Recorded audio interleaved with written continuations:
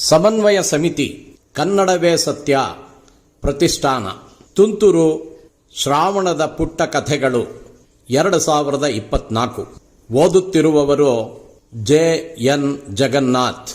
Video ಸಂಸ್ಕರಣ ಶ್ರೀ ಗುರುಪ್ರಸಾದ್ ಹಾಲ್ಕುರಿಕೆ. ಚಾಂದಿನಿ. ಲೇಖಕರು ಬೆಂ ಶ್ರೀ ರವೀಂದ್ರ. ಕರಂಜಿತ್ ಮತ್ತು ಚಾಂದಿನಿ ಅವರಿಗೆ ಇಬ್ಬರು ಹೆಣ್ಣು ಮಕ್ಕಳು, ವಿಮಲ್ ಮತ್ತು ಕಮಲ್. ಅವರೊಂದಿಗೆ ದೆಹಲಿಯಲ್ಲಿದ್ದಾರೆ. ವಿಮಲ್ ಜಾಣೆ, ಸುಂದರಿ. ಕಮಲ್ ಲಕ್ಷಣವಾದ ಹುಡುಗಿಯಾದರೂ ಸ್ವಲ್ಪ ಬುದ್ಧಿಮಾಂದ್ಯತೆ, ಕೈಕಾಲು ಸ್ವಾಧೀನವಿಲ್ಲ. ಚಾಂದಿನಿ ಬಸುರಿ ಇದ್ದಾಗ ಆರೋಗ್ಯದಲ್ಲಿ ಏರುಪೇರಾಗಿ ಮಗುವಿನ ಮೆದುಳಿಗೆ ಹಾನಿಯಾಗಿತ್ತು.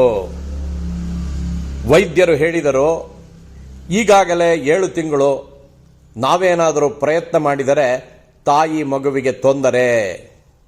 ಹಾಗಾಗಿ ಗರ್ಭಪಾತ ಮಾಡಿಸಿಕೊಳ್ಳಲಿಲ್ಲ. ವಾಹೇ ಗುರು ಎಂದುಕೊಂಡ ಕರಂಜಿತ್. ಹುಟ್ಟಿದ ಮಗು ಮುದ್ದಾಗಿತ್ತು, ಮುಖ ಕಮಲದಂತೆ. ಚಾಂದಿನಿ ಹೇಳಿದಳು, ಪೂರ್ಣ ಚಂದ್ರನ ತುಣುಕು, ಮರಿ ಚಾಂದಿನಿ. ಮಗು ಬೆಳೆಯುತ್ತಿದ್ದಂತೆ ಬುದ್ಧಿಮಾಂದ್ಯತೆ ಕಾಣಿಸತೊಡಗಿತು. ಕೈಕಾಲಿನಲ್ಲಿ ಶಕ್ತಿ ಇಲ್ಲ, ಸುತ್ತಾಟ ಆರಂಭವಾಯಿತು. ಆಲೋಪತಿ, ಆಯುರ್ವೇದ, ಯುನಾನಿ, ಸಿದ್ಧ, ನಾಟಿ, ಯೋಗ, ಟಿಬೇಟಿಯನ್, ಚೈನೀಸ್, ಅಲ್ಲದೆ ಮಾಟ ಮಂತ್ರ, ಗುರುಗಳು, ಸ್ವಾಮಿಗಳು, ಅವಧೂತರು, ಎಲ್ಲ ರೀತಿಯ ಚಿಕಿತ್ಸೆಯಾಯಿತು. ಕರಂಜಿತ್ ತನ್ನ ಪುಟ್ಟ ಆದಾಯದಲ್ಲಿ ಏನೇನು ಸಾಧ್ಯವೋ ಅದೆಲ್ಲವನ್ನೂ ಮಾಡಿದ. ದೈವೇಚ್ಛೆ ಅವರ ಪರವಾಗಿ ಇರಲಿಲ್ಲ. ಮಗುವನ್ನು ಶಾಲೆಗೆ ಸೇರಿಸುವುದಿರಲಿ, ಮನೆ ಪಾಠವೂ ಆಗಲಿಲ್ಲ. ಆದರೆ ಕಮಲ್ ಮಾತನಾಡಲು ಕಲಿತಳು. ನಗು, ನೋವು, ನಲಿವು, ಹಸಿವು, ಸಿಟ್ಟು, ಈರ್ಷೆ, ಅಲಂಕಾರ ಪ್ರಿಯತೆ, ಎಲ್ಲ ಸ್ತ್ರೀ ಭಾವಗಳು ಅದ್ಭುತವಾಗಿ ಕಂಡುಬರುತ್ತಿದ್ದವು. ಬಹಿರ್ದೇಶಕ್ಕೆ, ಸ್ನಾನಕ್ಕೆ, ಊಟಕ್ಕೆ ಯಾರದಾದರೂ ಸಹಾಯ ಬೇಕಾಗಿತ್ತು. ಚಾಂದಿನಿ, ಕರಂಜಿತ್ ಈ ಕೆಲಸಗಳನ್ನು ಶ್ರದ್ಧೆಯಿಂದ ಮತ್ತು ಪ್ರೀತಿಯಿಂದ ಮಾಡುತ್ತಿದ್ದರು. ಕಾಲ ನಿಲ್ಲುವುದೇ. ಕಮಲ್ ದೊಡ್ಡವಳಾಗುತ್ತಿದ್ದ ಹಾಗೆ ಎತ್ತುವುದು ಇಳಿಸುವುದು ಕಷ್ಟವಾಗುತ್ತಿತ್ತು. ವಿಮಲಳು ಕಾಲೇಜು ಮುಗಿಸಿ ಕೆಲಸಕ್ಕೆ ಹೋಗುತ್ತಿದ್ದಳು. ಗೆಳೆಯನೊಡನೆ ಸ್ನೇಹವಾಗಿ ಮದುವೆಯೂ ಆಯಿತು. ಕಮಲ್ಗೆ 23-24 ವರ್ಷ, ದಷ್ಟಪುಷ್ಟವಾಗಿದ್ದಳು. ಕರಂಜಿತ್ ನಿವೃತ್ತನಾಗಿದ್ದ. ಚಾಂದಿನಿಯ ಶಕ್ತಿಯು ಕುಗ್ಗಿತ್ತು. ಆ ದಿನ ರಾತ್ರಿ ಚಾಂದಿನಿ, ಕರಂಜಿತ್ ಬಹಳ ಹೊತ್ತು ಮಾತನಾಡಿದರು.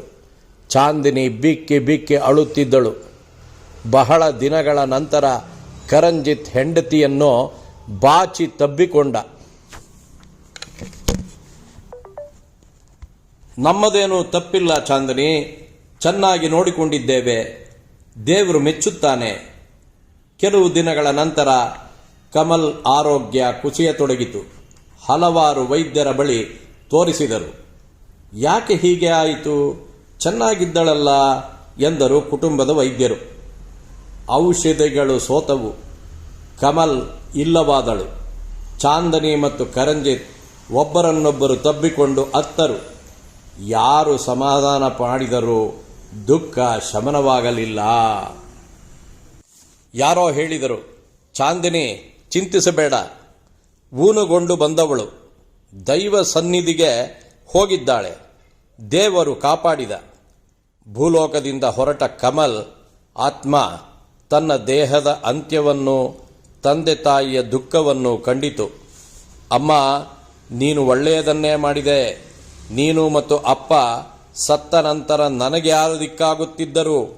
ಆ ದಿನ ಭಾವ ಯಾರೂ ಇಲ್ಲದಿರುವಾಗ ನನ್ನ ಎದೆಯನ್ನು ಸವರುತ್ತಿದ್ದುದನ್ನು ನೀನು ಕಂಡಿದ್ದೆಯಲ್ಲ. ಆಗಲೇ ಇಂತಹ ಕಠಿಣ ನಿರ್ಧಾರ ಮಾಡಿದೆ.